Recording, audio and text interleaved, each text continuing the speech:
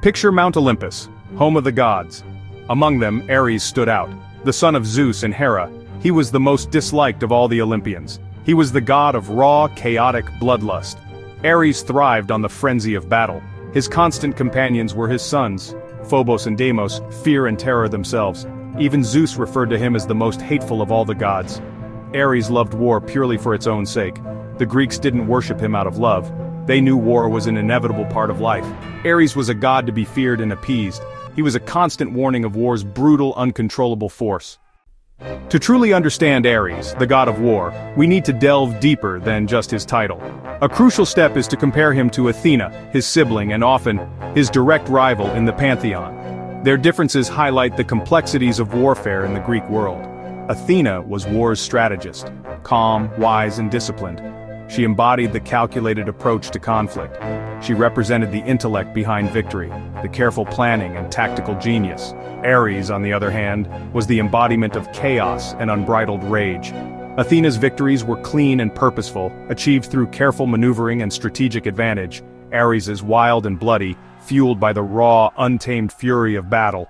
In myth, Athena often outsmarts Ares, demonstrating her superior intellect, showing that wisdom, strategy, and careful planning trumps brute force and reckless aggression. The Greeks saw both as necessary. Athena's war protected civilization, ensuring its safety and prosperity through calculated defense. Ares's was the storm to endure, the primal force that, while destructive, was an unavoidable aspect of human conflict. Temples to Athena stood in city centers, symbols of order and the protection of the state. Ares's shrines lay on the outskirts, acknowledging his power while keeping his chaotic influence at bay.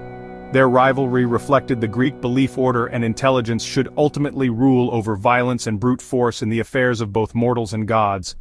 War had two faces, one to respect, for its strategic necessity and defense of civilization, one to fear, for its inherent brutality and potential for destruction. The Greeks knew which they preferred, and their preference shaped their society and values. Ares, the god of war, was known for his fierce nature. Surprisingly, Ares's most famous tale isn't a glorious battle but a scandalous affair. It's the story of his passionate affair with Aphrodite, the goddess of love and beauty, that would ultimately lead to his public humiliation. The lovers were caught by Aphrodite's husband, Hephaestus, who crafted a cunning trap to ensnare them. Hephaestus invited the other Olympian gods to witness the couple caught in his device.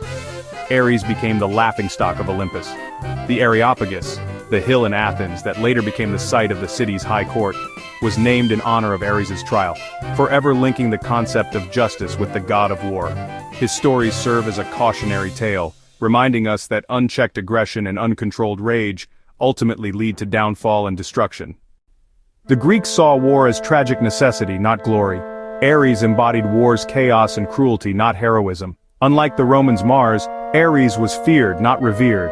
His defeats and humiliations taught that true courage is discipline, not rage. Ares reminds us that conflict has two sides, strategy and raw emotion. To master war, one must master oneself. The Greeks named and faced their darkest instincts, choosing wisdom over violence. Ares is a warning. Our own rage must be understood, not unleashed. His story still echoes, urging us to seek reason in the face of conflict. If you enjoyed this video, subscribe for more stories from mythology.